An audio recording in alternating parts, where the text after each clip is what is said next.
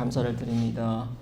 저희들이 수요일 저희의 발걸음을 교회로 인도하여 주시고 또 말씀을 듣게 하심에 감사를 드립니다. 주님께서 이 자리에 있는 모든 심령 가운데 오셔서 저희 마음을 어루만져 주시고 또 저희 마음이 하나님 앞으로 온전히 나아가고 또 드려지는 귀한 시간 될 수 있도록 인도하여 주시옵소서.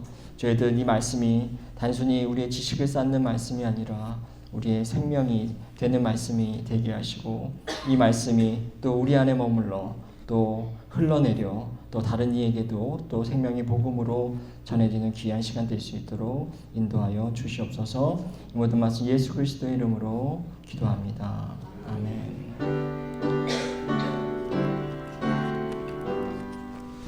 네, 오늘은 우리 마태복음 4장 말씀을 보도록 하겠습니다. 마태복음 4장 우리 나눠드린 요 4장 말씀을 보시면 될 것 같고요. 네, 우리 한 절씩 25절까지 교독하도록 하겠습니다. 그쯤에 예수께서 성령에 이끌려 광야로 가셔서 악마에게 시험을 받으셨다. 그런데 시험하는 자가 와서 예수께 말하였다. 내가 하나님의 아들이거든 이 돌들에게 빵이 되라고 말해보아라. 예수께서 대답하셨다. 성경에 기록하기를 사람이 아무나 살 것이 아니라 하나님의 입에서 나오는 모든 말씀으로 살 것이다. 그때의 악마는 예수를 그 거룩한 도성으로 데리고 가서 성전 꼭대기에 세우고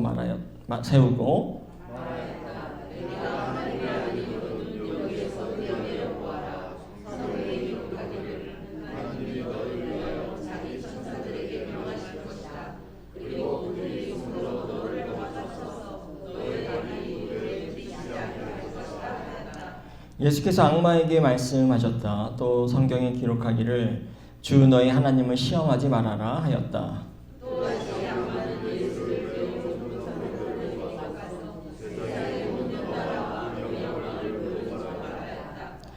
내가 나에게 엎드려서 절으라면 이 모든 것을 내게 주겠다.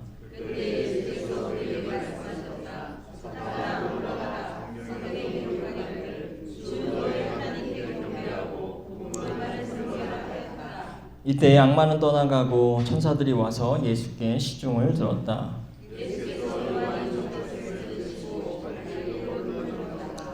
나사렛을 떠나 스불론과 납달리 지경 해변에 있는 가버나움에 가서 사시니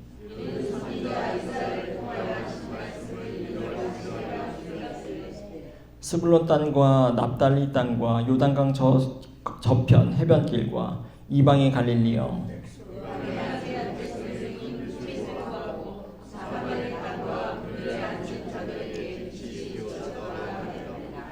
이때부터 예수께서 비로소 전파하여 이르시되 회개하라 천국이 가까이 왔느니라 하시더라.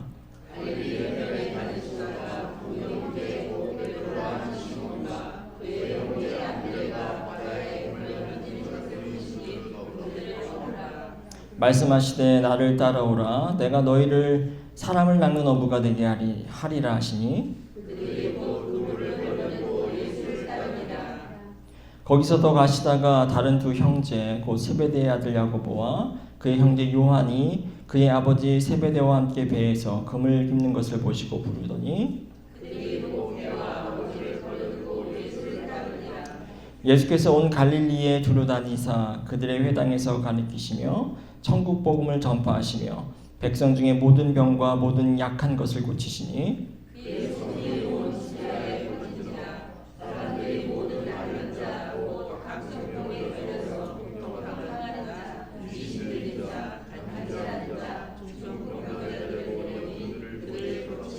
같이 읽겠습니다. 갈릴리와 데가볼리와 예루살렘과 유다와 요단강 건너편에서 수많은 무리가 따르니라. 아멘.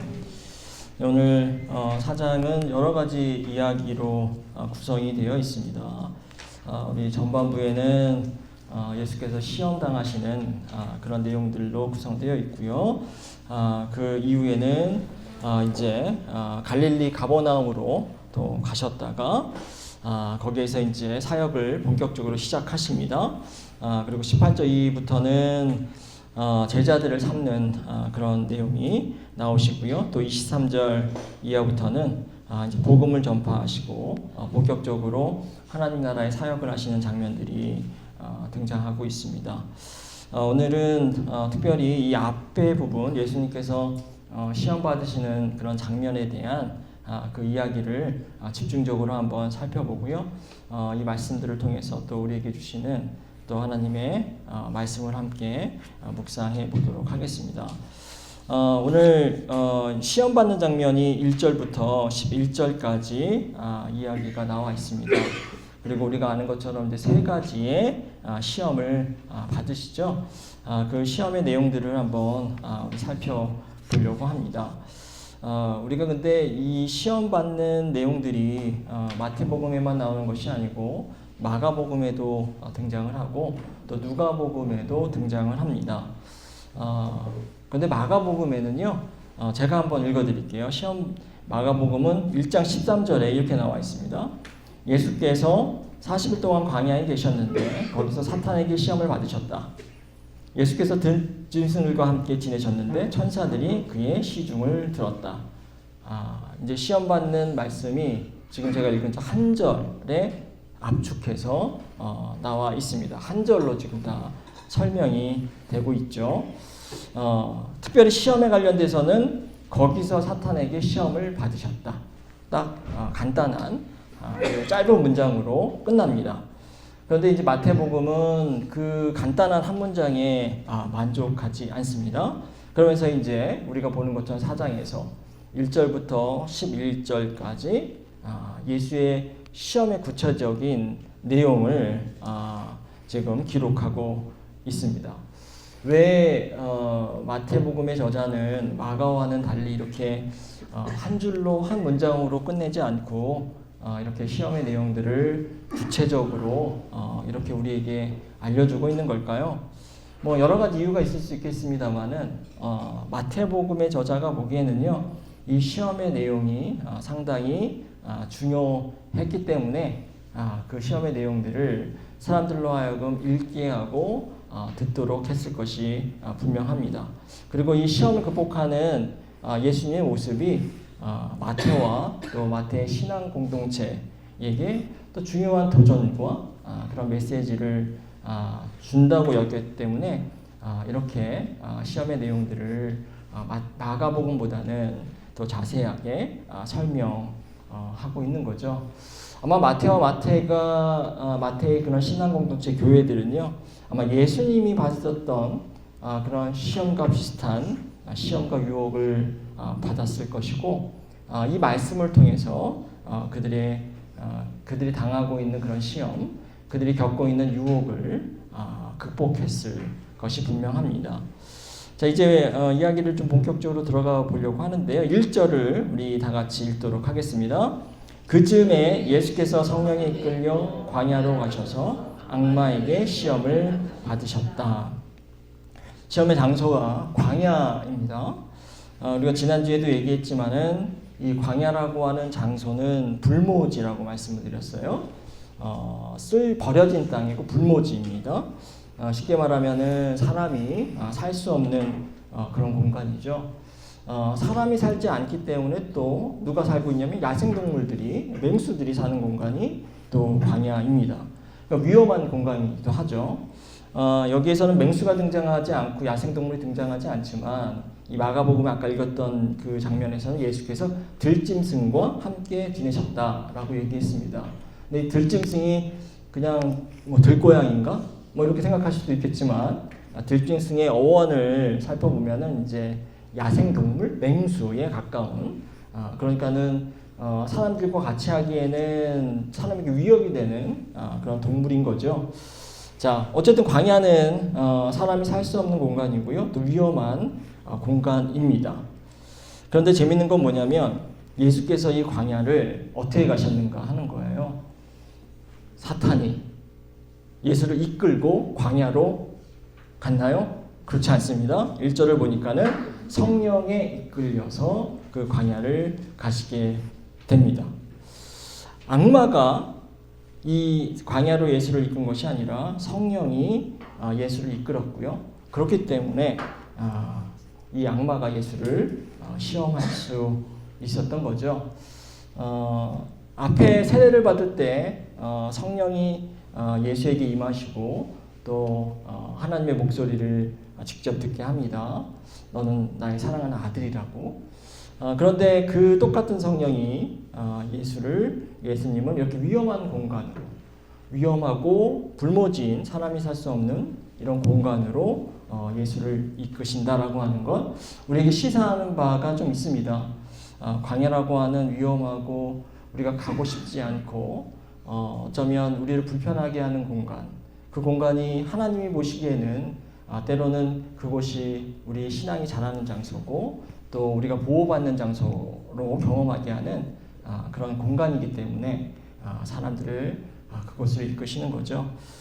네, 우리가 지난주에도 말씀드렸지만은 출애굽을 한 이스라엘 백성이 40년 동안 광야 생활을 하면서 그곳에서 뭐 죽고 사는 경험을 했겠죠. 그러나 그런 경험을 통해서 하나님이 자신들을 돌보시고 하나님이 자신들을 이끄시고 또 하나님만이 자신들을 보호하신다고 하는 그러한 경험들을 하게 되는 것이고, 그런 경험들을 통해서 하나님만을 온전히 섬기는 신실한 백성으로 거듭나게 하는 거죠.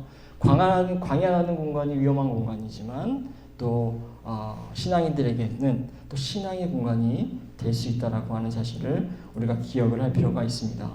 자, 이 예수께서 악마로부터 이제 시험을 당하시는데요. 그 전에 40일 동안 금식을 하십니다. 2절에 보니까 예수께서 밤낮 40일 금식하시니 시작하셨다.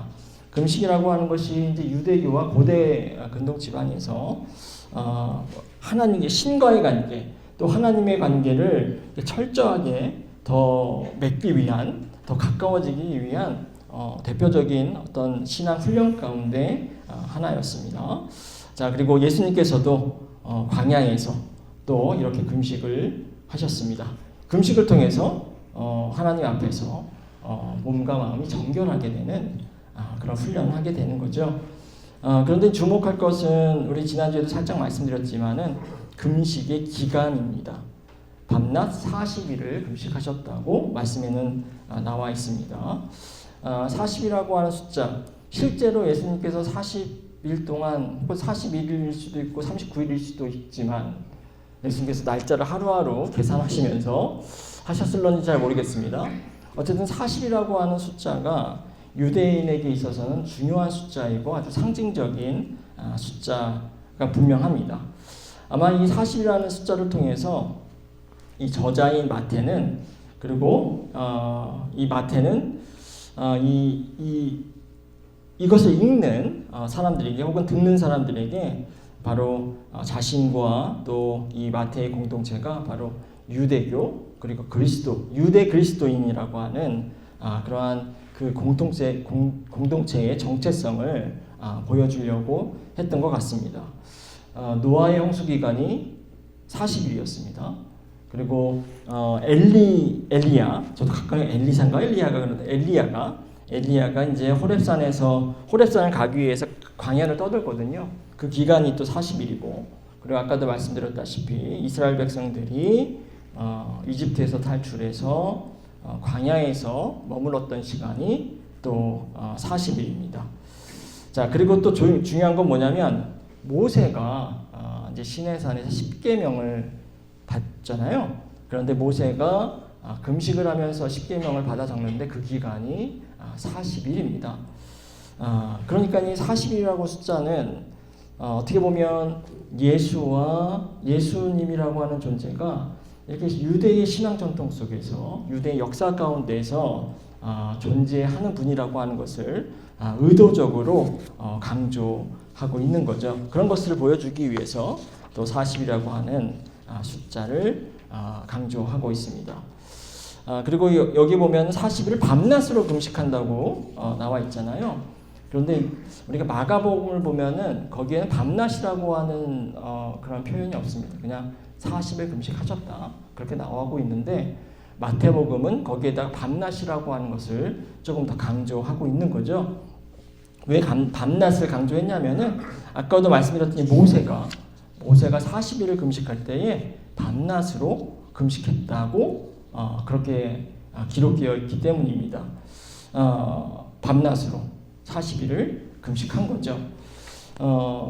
이 얘기는 뭐냐면은 이 밤낮으로 금식했다라고 하는 이 표현을 강조해서 사람들로 하여금 모세를 연상시키도록 하려고 하는 어떻게 보면 문학적인 그런 장치이고 표현이기도 합니다. 나중에 언제 한번 얘기 말씀드린 것 같은데 예수를 어떻게 보면 새로운 모세로서 보여주고자 하는 그런 목적을 가지고 있는 거죠. 그런 내용들이 또 반복적으로 후반절에도 계속해서 나옵니다. 그리고 이제 예수님께서 시험을 물리치기 위해서 또 성경 구절을 다 인용을 합니다. 그 인용하는 구절들이 다 어디에서 나온 거냐면 신명기 말씀에서 나온 거거든요. 예를 들면 사람이 빵만으로 살 수 없다. 너희들이 또 하나님을 시험하지 말아라. 또 하나님을 경외하고 섬겨라. 이렇게 예수님께서 인용하시는 말씀들이 다 모세가 했던 신명기의 말씀들입니다. 그렇게 해서 이제 모세와 연결점을 만들고 있고요. 또 예수의 이 말씀을 통해서 모세를 생각나도록 연상하도록 그렇게 하고 있는 거죠. 이제 본격적으로 예수께서 시험 받는 이야기로 들어가 보도록 할 텐데요. 이제 40일을 금식하시고 유혹을 받는데, 네, 1절 보니까 악마에게 시험을 받는다고 얘기하고 있습니다. 그런데 3절에 가보면은 또 누구가 나오냐면 시험하는 자라고 나와 있어요. 네. 악마가 1절에 나오다가 또 3절에서는 시험하는 자로 나오다가요. 또 10절에 가면은 사탄아 물러가라 이렇게 이야기를 하고 있습니다. 사탄이 또 등장하고 있죠. 다 같은 인물입니다. 다 같은 인물이고 하지만 이제 이 사장에서는 이 악마라고 하는 이름을 가장 선호하죠. 그리고 이제 악마가 우리 개정개혁, 우리가 예전에 읽었던 성경의 마귀로 그렇게 표현하고 있습니다. 악마. 어쨌든 악마가 제일 잘 많이 쓰이는 이름이고요. 악마가 이제 헬라어로는 디아볼로스랍니다. 디아볼로스. 디아볼로스인데 그 뜻은 속이는 사람, 중상모략하는 사람, 그리고 공격하는 사람, 뭐 그런 뜻을 가지고 있습니다. 그러니까 악마라고 하는 이 존재가 그 당시 세계관에서 보면은 악마라고 하는 존재가 지상과 천상의 어떤 중간에 있는 악한 영이기도 하지만 또 이러한 공격하는 자, 속이는 자, 중상하는 자, 뭐 공격하는 자 이런 표현들을 보면은 또 이게 사람의 어떤 모습을 또 보여주는 그러한 존재이기도 하죠. 그러니까 사람과는 다른 뭔가 조금 영적인 존재, 물론 나쁜 영이지만은 영적인 존재이면서도 그 존재가 또 사람의 모습으로도 등장하는 거죠. 자, 첫 번째 유혹을 우리가 잘 알고 있습니다. 그것은 3절을 한번 읽어보겠습니다. 같이 시작. 그런데 시험하는 자가 와서 예수께 말하였다. 내가 하나님의 아들이거든 이 돌들에게 빵이 되어라 말해보라. 네, 빵이 되어라. 네. 다른 성경 우리가 개역개정 떡이 되어라, 떡이 되게 해라. 뭐 같은 표현인데 우리는 빵이 익숙하지 않으니까. 그런데 이제 빵이라고 하는 게 그 당시 사람들에게는 주식이기 때문에 우리에게는 밥과 마찬가지인 거죠. 예수님께서 이제 40일을 금식하셨고 또 그런 상황에서 악마가 나타나서 내가 하나님의 아들이거든 이 돌들을 밥이 되게 해라. 그래서 네가 먹어라. 그런 지금 요청을 유혹을 하고 있는 겁니다. 여기 포인트는 뭐냐면은 이런 거죠. 내가 하나님의 아들이거든. 그럼 한번 해보라는 겁니다. 일반 사람이라면 당연히 이 돌을 가지고 떡을 만들 수 없겠죠. 밥을 만들 수 없겠죠. 그런데 네가 하나님의 아들이라고 하니까 그렇다면 기적을 한번 행해서 네가 이것을 밥으로 만들고 떡으로 만들고 하나님의 아들이라고 하는 것을 증명해 보라고 하는 겁니다. 기적을 통해서 이 돌이 빵이 된다면 그럼 내가 당신이 하나님의 아들이라고 하는 것을 인정하겠다라고 하는 겁니다. 그런데 예수께서는 우리가 아는 것처럼 이 자기의 배고픔을 채우기 위해서 혹은 자기의 필요를 채우기 위해서 그와 같은 기적을 행하지는 않습니다. 예수님께서 기적을 행할 때는 다른 경우의 기적을 행합니다. 자신의 필요와 자신의 욕망을 위해서 기적을 행하지 않고요.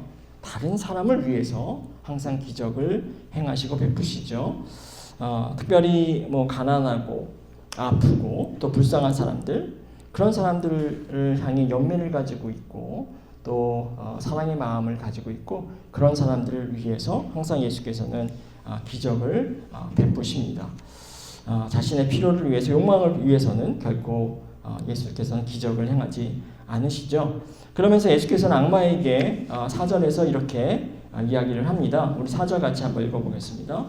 예수께서 대답하셨다. 성경에 기록하기를 사람이 빵으로만 살 것이 아니라 하나님의 입에서 나오는 모든 말씀으로 살 것이다 하였다. 자, 이제 아까도 얘기했지만 신명기 말씀을 인용해서요. 사람이 빵으로만 사는 것이 아니라 하나님의 말씀으로 살아야 한다고 말씀하시면서 유혹을 이기고 계십니다.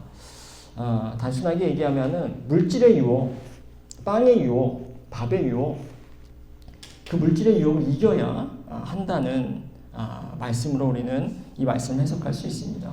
어떻게 보면 밥은 우리 인간의 생존에 위해서 가장 필요한 물질이죠.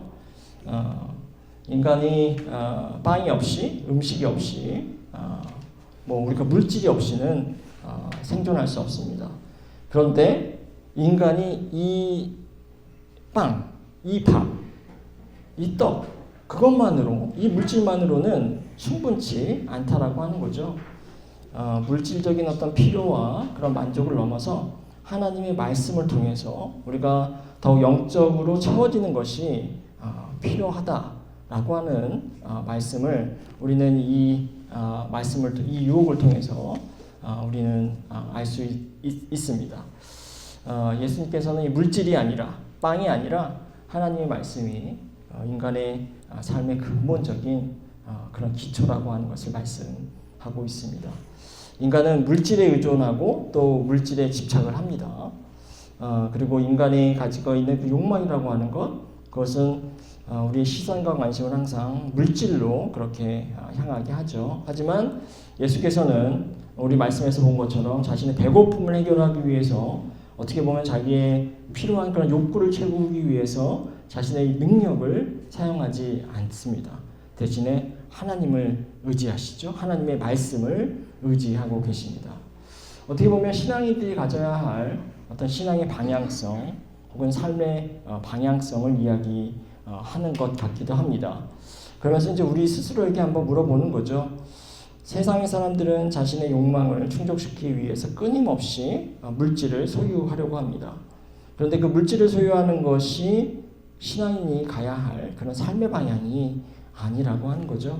오히려 그 소유를 내려놓고 그 자리를 하나님으로 채우고 또 하나님의 말씀으로 채우고 또 영적으로 채우는 것이 우리가 추구하고 가야 될 그런 방향이라고 하는 것, 그런 것들을 기억하는 저와 여러분 되었으면 좋겠습니다. 자, 두 번째 유혹으로 한번 넘어가 보도록 하겠습니다. 이제 5절과 6절인데요. 이제 첫 번째 유혹이 끝나고 두 번째 유혹, 두 번째 시험을 예수님께서 당하십니다. 5절과 6절을 한번 같이 읽도록 하겠습니다. 그때 악마는 예수를 그 거룩한 도성으로 데리고 와서 성전 꼭대기에 세우고 말하였다. 내가 하나님의 아들이거든 여기에서 뛰어내려 보아라. 성경에 기록하기를 하나님이 너를 위하여 자기 천사들을 명하실 것이다. 그리고 그들이 손으로 너를 떠받쳐서 너의 발이 돌에 부딪히지 않게 할 것이다 하였다. 어떻게 보면 이 두 번째 이 시험도 유혹도 첫 번째 시험과 좀 유사성이 있고요. 같은 맥락에서 이해할 수 있습니다. 네가 하나님의 아들이라면 이 성전 꼭대기에서 뛰어내려 보라는 거죠. 보통 사람이라면 당연히 죽을 겁니다. 하지만 네가 하나님의 아들이라면 뛰어내려도 천사들이 너를 보호해주고 그래서 너는 죽지 않을 거라는 거죠. 그래서 이런 이 역사가 일어날 테니까 한번 뛰어내려서 당신이 하나님의 아들이라고 하는 것을 한번 증명해 보라는 겁니다. 하지만 우리가 아는 것처럼 예수께서는 여기에서도 자신이 하나님의 아들이라고 하는 것을 증명하기 위해서 이렇게 극적인 행위를 통해서 주목받는 것 이런 것들을 거부하고 있습니다. 어떻게 보면 높은 곳에서 뛰어내려서 지금 악마는 자기 증명을 한번 해보라고 하는 겁니다. 성전은 늘 사람으로 붐비는 곳이었습니다.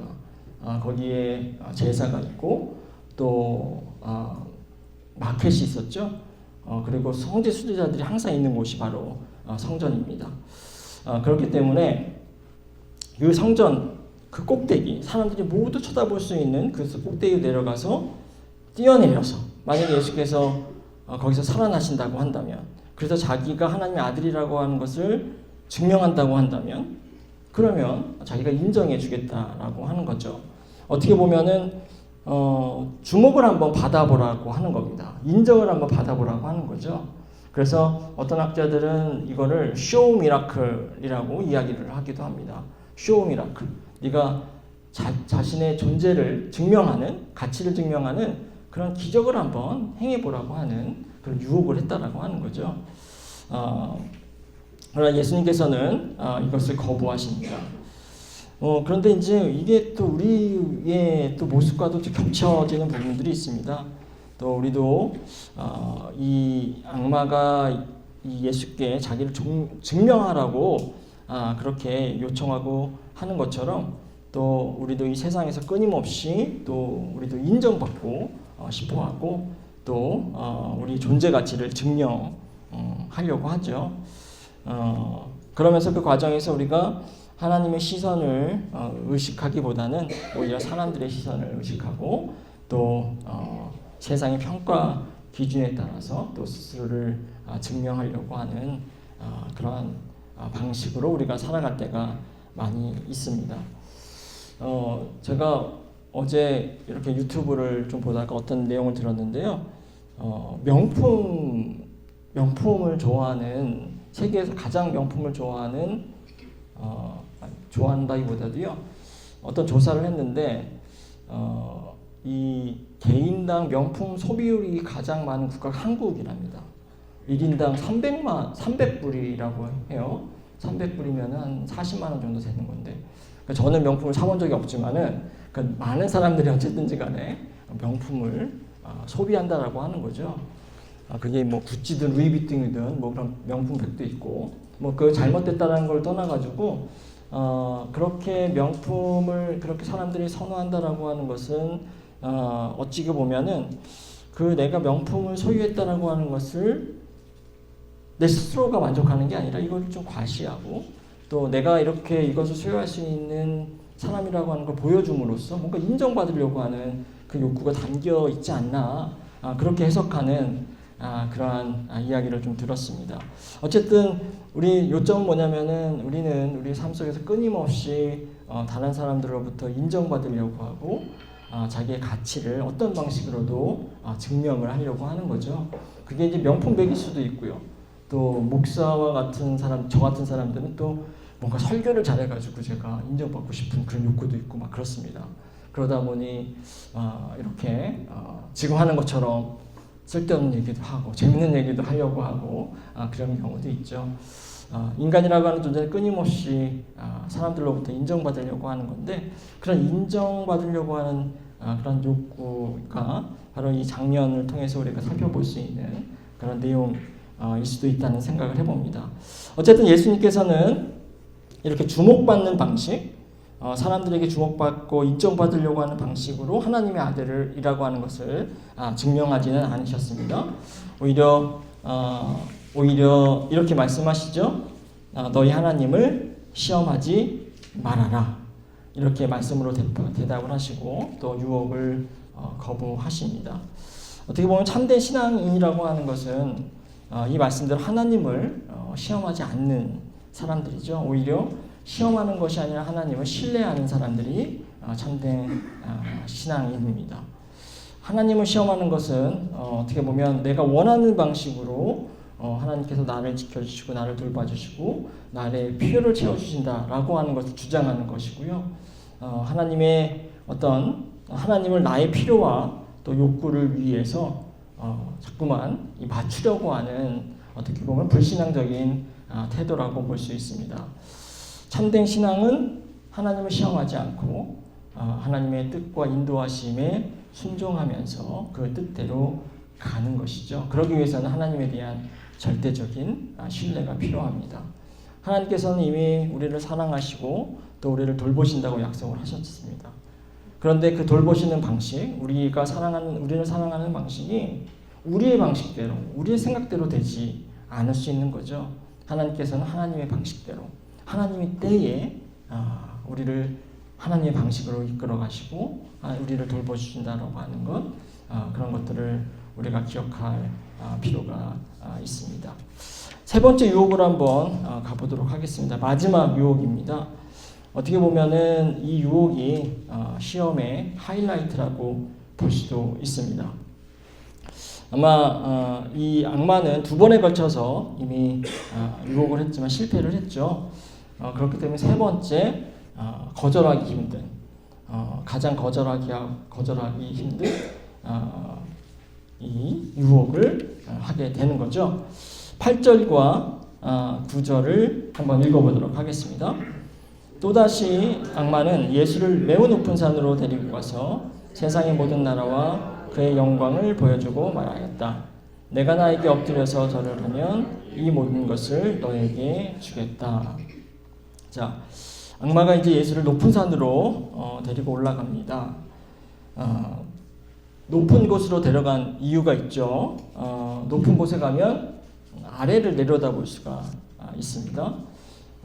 공간의 측면에서 보면 위라고 하는 공간은 높은 공간은 그냥 높다라고 하는 그냥 물리적인 그런 문제가 아니라 정치적인 함의를 가지고 있죠. 힘의 공간이고 권력의 공간입니다. 그래서 아주 높이 힘 있는 사람들 높은 곳으로 올라가려고 하는 그러한 속성들을 가지고 있습니다. 그래서 예전에 제가 어떤 건축학자의 어떤 글을 읽은 적이 있는데요. 지금 미국에 보면은 아주 높은 고층 건물들이 있습니다. 몇 층인지는 기억 못하지만은 뭐 엠파이어 스테이트 빌딩이나 그런 빌딩들이 있잖아요. 그 빌딩들이 언제 세워졌냐면은 세상이 평화롭고 막 기술력이 발달할 때 세워지는 것이 아니라 자기의 힘의 존재를 과시해야 될 때 생겨났다라고 하는 거죠. 다시 말하면은 냉전 시대에 세워진 겁니다. 소련을 보라고, 소련에게 우리가 더 이렇게 더 발달된 기술력을 가지고 있다. 우리가 더 이렇게 훨씬 더 위대한 나라다라고 하는 것을 보여주기 위해서 그렇게 높은 고층 건물들을 짓는다라고 이야기를 하죠. 그런데 이제 이 냉전이 끝나고 화해 무드가 되면서 그런 고층 건물들은 더 이상 세워지지 않는다는 거죠. 미국에서 그렇다는 거예요. 그런데 그런 고층들이 다시 어디로 옮겨갔냐면 어디로 옮겨갔을까요? 아시아 대륙으로 이제 옮겨갔다고 합니다. 그러니까 중국, 대만, 홍콩 이러한 나라들이 이제 높은 그러한 건축물을 세우려고 한다라고 하는 거죠. 우리나라 63 빌딩이 생겨진 것도 그런 맥락에서 이해할 수 있다고 그러더라고요. 그러면서 이제 북한이 세울 수 없는 그런 높은 건축물, 그래서 우리가 더욱더 북한보다 기술력이 있고 힘이 있다라고 하는 것을 높은 건축물을 통해서 상징적으로 보여주는 거죠.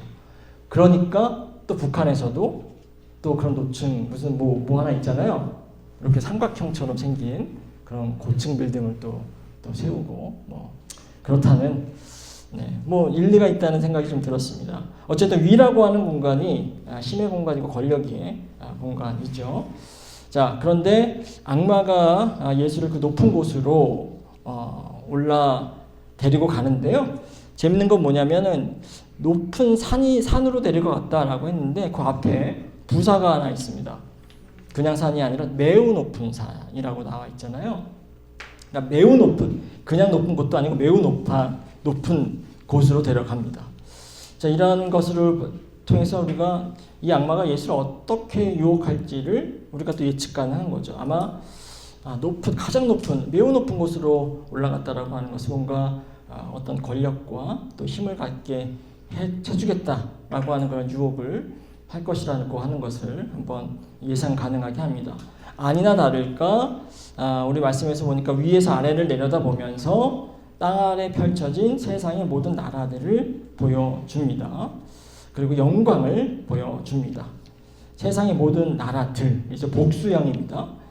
복수형이고 여기에 이제 모든 나라들이 바실레이아라고 하는 표현을 써요. 바실레이아가 언제도 제가 말씀드렸죠. 바실레이아는 그 당시에 로마 제국을 얘기할 때 제국과 똑같은 말입니다. 그리고 이제 여기에서도 뭐 하나님 나라, 하늘나라 나오는데 그 나라가 다 바실레이아예요. 어쨌든 간에 여기서 대표되는 바실레이아는 이제 로마 제국이겠죠. 그러니까 로마 제국을 비롯해서 또 세상의 많은 나라들을, 제국들을 보여주고 있습니다. 영광을 또 동시에 보여주는데요. 영광을 보여준다라고 하는 것은 그 제국들이 그 나라들이 가지고 있는 권세와 부와 명예를 보여주었다라고 하는 것을 또 의미하기도 합니다. 다시 말하면 악마가 예수에게 보여준 것은 또 세상의 여러 왕국들을 보여주었고요. 또 그 왕국들이 가지고 있는 반짝반짝 빛나는 그러한 명예와 권세와 부를 동시에 보여주는 거죠. 그러면서 예수에게 모든 세상의 모든 권력과 모든 명예를 주겠다고 약속을 하는 겁니다. 명예와 권력과 부를 즉 주겠다고 약속을 하는 거잖아요. 조건이 있습니다. 엎드려서 나에게 절을 하면 9절에 이 모든 것을 주겠다 이렇게 이야기를 하고 있습니다.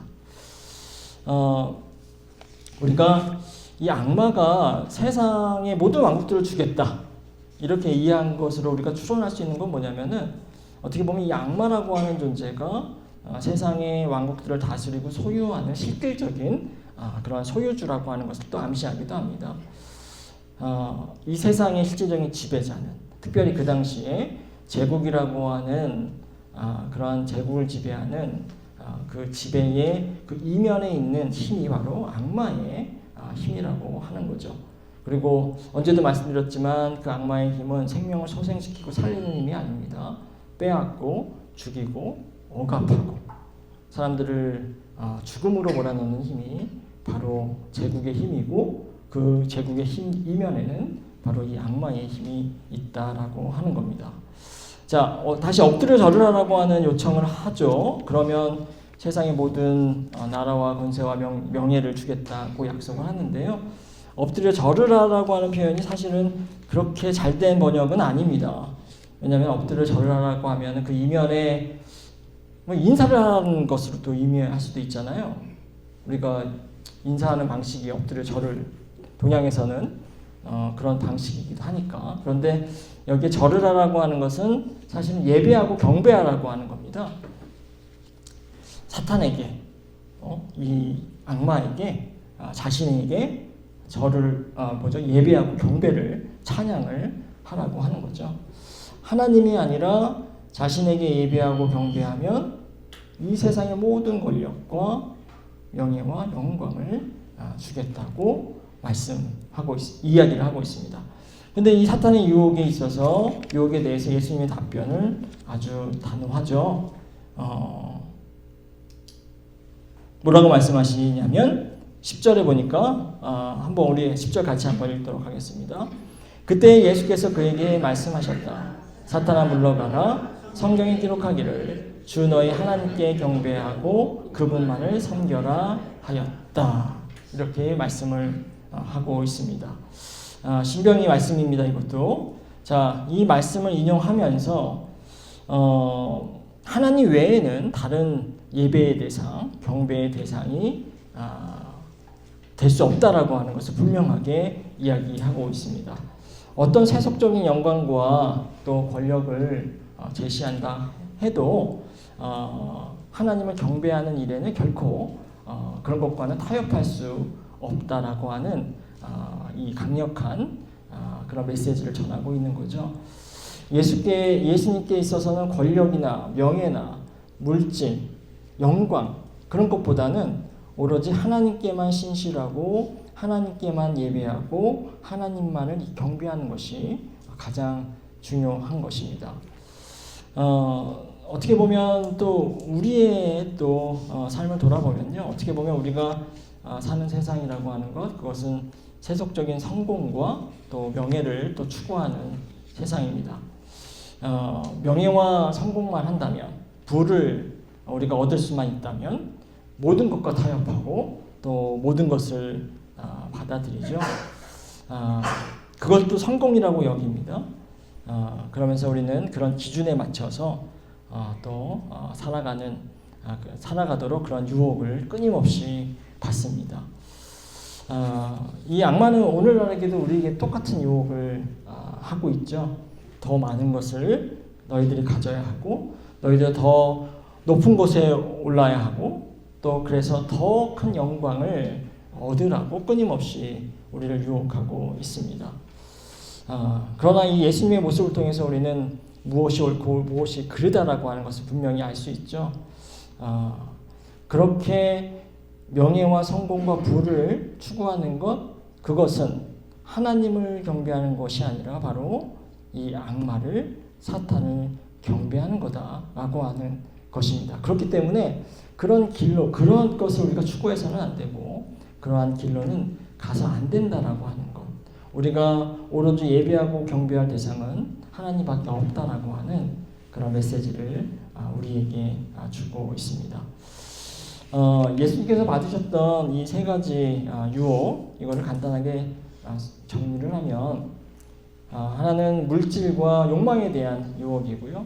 하나는 우리의 어떤 인정받으려고 하는 것에 대한 유혹이고, 또 세 번째는 어떤 권력과 힘에 대한 그런 유혹입니다. 그리고 이런 유혹들이 아마 초대교회 시대에도 큰 유혹이었을 것이고요.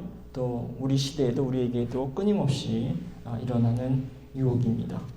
근데 문제는 이러한 사탄의 유혹, 이 사탄의 시험을요, 우리가 이겨내야 할 시험이나 유혹으로 여겨야 되는데 그렇지 않고 이것을 우리는 기회로 여긴다고 하는 점입니다. 돌을 빵으로 만들려고 하는 것, 이거 쓸데없는 돌을 우리가 돈으로 만들 수 있는, 음식으로 만들 수 있는, 어떤 물질로 만들 수 있는 좋은 기회고요. 물질을 쌓아 올릴 수 있는 그런 기회로 여길 수 있습니다. 이 꼭대기에서 뛰어내리라고 하는 그런 유혹, 많은 사람들이 있는 곳에서 뛰어내리라고 하는 그런 유혹은 어떻게 보면 내가 인정받고 나를 자랑할 수 있는 그런 기회로 또 여기기도 합니다. 그리고 세상에 나라와 영광을 주겠다라고 하는 그런 유혹, 그것은 내가 힘과 권력과 또 명예를, 영광을 얻을 수 있는 그런 기회로 우리는 유혹이 아니라 기회로 여깁니다. 실제로 많은 신자들이, 또 사람들이, 교회들이 유혹을 기회로 여기고 또 얼씨구나 하면서 또 악마의 제안을 받아들일 때도 있을 수 있습니다. 그런데 우리가 이것이 기회가 아니라 이게 유혹이라고 하는 사실, 시험이라고 하는 사실을 우리는 그것을 인지를 해야 되는 거죠. 우리가 유혹을 받아들이면, 이건 유혹을 기회로 받아들이면 우리는 하나님께 더 가까이 가는 것이 아니라 오히려 또 하나님과 더 멀어지는 그러한 신앙을 갖는 사람들이 되기 때문입니다. 아무리 좋아 보여도, 아무리 그것이 기회처럼 보여도 그것이 하나님과 멀어지게 하는 것이라고 한다면 우리는 그게 기회가 아니라 유혹이라고, 시험이라고 생각해야 하는 것이고요. 또 아무리 이것이 힘들어 보이고 또 좋지 않고 어떤 고난의 일이라고 보일지라도 그것이 우리로 하여금 하나님께 더욱더 가까이 가게 하고 다가가게 한다고 한다면, 우리가 하나님을 더욱더 의지할 수 있게 한다고 한다면 그것은 사실 유혹이나 시험이 아니라 축복의 기회라고 하는 거죠. 우리가 영적으로 깨어있지 않으면 우리가 세상의 유혹이 기회로 보이게 되는 거고요. 또 하나님께서 주시는 기회를 또 시험으로, 또 유혹으로 보게 되는 겁니다. 그렇기 때문에 우리가 영적으로 이런 것들을 잘 분별을 해야 하는 거고요. 그리고 오늘 말씀을 통해서 알 수 있는 것은, 이것을 분별할 수 있는 방법, 그것이 바로 하나님의 말씀입니다. 모든 이 시험 가운데서 예수님께서는 하나님의 말씀으로 이 유혹들을, 이 시험들을 이겨냈다라고 하는 사실을 우리는 기억할 필요가 있습니다. 모든 이 사탄의 이 악마의 유혹을 물리친 그 근거, 그 힘, 그것은 모두 하나님의 말씀으로 나왔기 때문입니다. 그 말씀에 이미 우리가 사탄의 악마의 그 유혹을 이길 수 있는 능력이라고 하는 것들을 기억하면서 우리도 늘 말씀 가운데서 우리 하나님께서 원하시는 그런 올바른 길, 하나님께서 원하시는 길을 선택하는 저와 여러분이 되었으면 좋겠습니다. 우리가 늘 종종 선택의 순간을 마주하게 되죠. 그러면서 이것이 유혹인지 기회인지 잘 모릅니다. 그러나 이것이 우리로 하여금 하나님께 더욱더 가까이 가게 한다? 그러면 그것이 기회일 것이고요. 이것이 우리를 하나님께로 가는 더 멀어지게 한다? 그러면 그것이 유혹일 것입니다. 우리가 그런 결단의 순간에서 선택의 순간에서 우리가 잘 분별하는 그런 신앙을 여러분들이 갖게 되기를 원하고요. 그래서 그 유혹과 기회를 잘 분별해서 오직 하나님께로 가까이 가는 그런 선택을 귀한 선택을 하는 저와 여러분이 되기를 간절히 소망합니다. 네, 우리 함께 기도하겠습니다. 좋으신 하나님 감사를 드립니다. 예수님께서 이 광야의 시험을 통해서 또 악마의 유혹을 이기시고 하나님께만 경배하고 예배하는 그런 신앙의 모습을 이 말씀을 통해서 저희들 함께 배웠습니다. 세상에 많은 유혹이 있고 또 세상에 많은 시험들이 우리 삶 가운데 우리 신앙 가운데 있습니다. 그러한 상황 속에서 우리가 유혹과 기회를 잘 분별할 수 있는 그런 신앙을 저에게 허락하여 주시고 그 가운데서도 우리가 특별히 하나님을 늘 신뢰하고 또 하나님께 충성하는 그런 참된 신자의 삶을 살아가는 우리 모두가 될 수 있도록 인도하여 주시옵소서. 우리가 세상의 유혹에 흔들리지 않도록 도와주시고 오로지 하나님의 말씀과 또 하나님의 인도하심을 따라 성령의 인도하심을 따라 올바른 선택을 하는 우리 굳건한 신앙의 자녀들 될 수 있도록 인도하여 주시옵소서. 모든 말씀 예수 그리스도의 이름으로 기도합니다.